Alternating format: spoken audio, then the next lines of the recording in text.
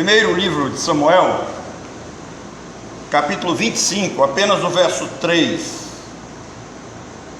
Chamava-se o homem Nabal, e sua mulher chamava-se Abigail. Era a mulher sensata e formosa. Porém o homem da casa de Calebe era duro e maligno nas suas ações. Que Deus nos abençoe. Querido, eu quero pensar com os irmãos hoje sobre o tema nas mãos do oleiro. Pensando ainda no ambiente familiar, bíblico, eu quero pensar com vocês sobre como Deus usa pessoas para nos moldar. Nós nem percebemos, mas as pessoas que estão à nossa volta, elas são usadas por Deus para nos moldar. Observe que Deus usa tanto pessoas dóceis e sábias, quanto pessoas duras e orgulhosas para nos moldar. 1 Samuel 25, ele narra a história de Davi, Nabal e Abigail. Após a morte de Samuel, Davi fugindo de Saul, porque Saul olhava para Davi e via Davi como uma ameaça para o seu trono, para o seu reino. Por esta razão, Saul tentou matá-lo várias vezes. Davi foge para o deserto de Parã, onde acontece a história com Nabal e Abigail. Nabal era um homem rico, bruto, insensato, e se recusa a ajudar Davi e seus homens com mantimentos. Davi havia protegido os pastores de Nabal, não só os pastores, como Davi também e os seus homens protegeram o rebanho, e por isso Davi ficou furioso, porque Davi esperava de alguma forma um retorno da mão de Nabal, e furioso Davi disse que mataria toda a casa de Nabal. Abigail, mulher de Nabal, sabiamente procurou Davi, levando comida, presentes e pedindo que Davi não derramasse sangue na sua casa. Não há necessidade de derramar sangue, disse ela. Davi aceita o conselho e desiste da vingança. Pouco tempo depois, Nabal morreu e Davi tomou Abigail por esposa.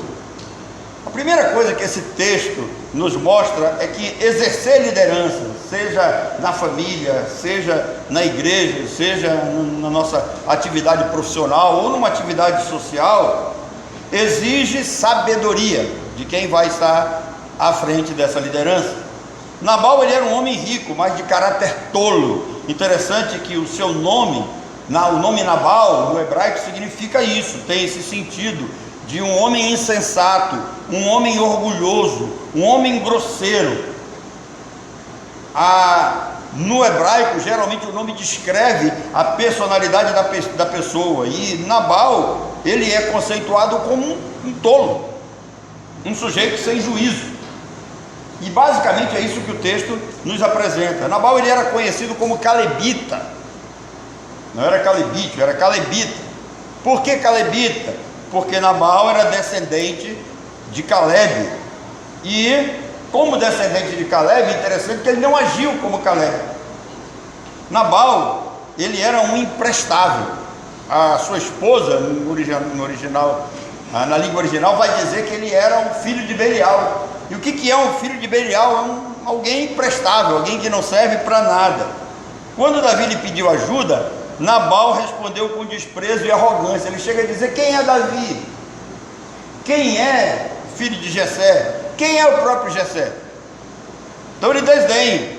Nabal, ele não soube ser grato e reconhecer o favor de Davi. Isso aqui é algo que todos nós precisamos pensar. A gratidão é uma atitude dos nobres, só os nobres a possuem. E Nabal aqui não foi grato a Davi. Ele era egoísta, avarento e irresponsável. Nabal não sabia agir de forma sábia, por isso morreu cedo, mas mesmo assim Deus o usou. A ideia que a Bíblia nos apresenta aqui é que nós somos como um vaso nas mãos de Deus. Deus é o oleiro, e à medida que o tempo passa, Ele vai nos moldando. A ideia é nos fazer melhor, e nem sempre aquilo que Deus vai usar para nos fazer de melhor pode parecer melhor aos nossos olhos. Deus usa pessoas difíceis como Nabal. Deus nos coloca em situações difíceis para nos moldar, para nos fazer melhor. A história de Nabal exige liderar de forma reta e justa. Ou seja, esse homem era um líder na sua casa, esse homem tinha vários funcionários ao seu dispor, mas ele não sabia liderar. O próprio nome já diz que ele era tolo. Um líder, para se tornar vitorioso, ele precisa cultivar prudência, bondade e humildade, e ao mesmo tempo evitar a arrogância e a ignorância. Um líder vitorioso precisa ser sábio. Ignorância é a falta de conhecimento, a arrogância é a falta de humildade. Tanto Nabal quanto Davi agiram com insensatez e orgulho. Nabal não soube ser grato, nem recompensar a proteção dada por Davi e o seu exército. Davi, tomado pela ira e movido por um impulso, estava pronto para derramar sangue inocente, uma vingança desnecessária. Davi não entendeu que ele estava sendo preparado para ser rei. E muitas vezes nós passamos por essas experiências. Nós não entendemos a forma como Deus vai trabalhar conosco no decorrer da nossa vida. Davi também errou ao reagir impulsivamente. Nós não podemos agir por impulso, devemos pensar várias vezes antes de falar e antes de agir. Quando Nabal recusou ajudar Davi e seus homens, Davi ficou furioso e decidiu vingar-se. A falta de maturidade o fez reunir os seus guerreiros para atacar Nabal e sua casa. O desejo de vingança poderia ter levado a um banho de sangue, e isso não aconteceu, graças a Deus, devido à atitude de Abigail. Essa atitude que Davi tomou aqui, reunindo seus guerreiros, desejoso de derramar sangue na casa de Nabal, não é atitude de alguém que tem um caráter que foi escolhido por Deus. Davi foi escolhido por Deus, estava sendo preparado para ser rei, para assumir o trono de Israel. Ele não poderia ter esse tipo de atitude, mas entre esses dois insensatos, Nabal e Davi, Deus colocou uma mulher sábia chamada Abigail. Interessante que a Bíblia vai chamá-la de formosa e de sensata. Além de bonita, e o hebraico descreve isso, além de uma mulher muito bonita, sábia. Vocês lembram de Provérbios 14:1? A mulher sábia faz o quê? Ela edifica a sua casa. Abigail, ao contrário do seu marido, era inteligente, uma mulher prudente, uma mulher sensata. Ela foi a Davi sem a permissão de Nabal. Esse é um princípio também da liderança. Quando o líder tem consciência daquilo que deve fazer, quando o líder tem consciência de que ele está dentro do plano de Deus e da vontade de Deus, ele não precisa da permissão dos seus superiores para agir. Ela agiu. O sábio sempre aparece diante de situações difíceis. Preste atenção, Deus vai nos colocar diante de situações difíceis, e os sábios nessa hora vão se manifestar. Eles serão apresentados a todos nós. Abigail agiu rápido a fim de evitar o derramamento de sangue, levando alimento e presentes, pedindo a Davi que não matasse os seus. Davi reconheceu que a sua reação inicial ela foi precipitada e agradeceu a Deus por ter enviado Abigail a fim de impedi-lo a cometer aquele grave erro. Como Nabal não ouvia a ninguém, ela pediu perdão a Davi pelo erro do seu marido. Mulheres sensatas fazem isso. Elas reconhecem que seus maridos erram, e quando eles erram, elas consertam as coisas, né? Sua beleza, sua humildade, sua sabedoria venceram a Davi. Davi foi vencido pela beleza e pela humildade, pela sabedoria daquela mulher. Abigail acalmou Davi, evitando o massacre.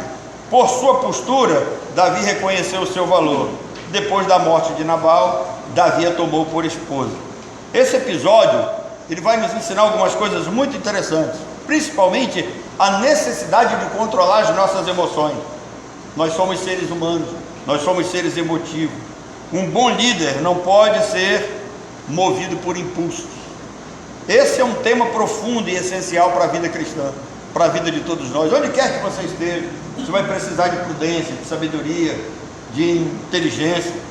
Deus frequentemente usa pessoas para nos moldar, para nos ensinar, para nos fortalecer, para nos ajudar na caminhada rumo à glória eterna. Todos nós estamos nas mãos do oleiro, e sabiamente ele usa pessoas em ocasiões adversas para modelar a cada um de nós. O vaso está girando nas mãos do oleiro, e ele sabiamente está nos tecendo, está nos moldando. Assim como Abigail ajudou Davi, Deus coloca pessoas em nosso caminho para nos dar conselhos sábios e nos guiar em momentos em que nós parecemos agir com insensatez.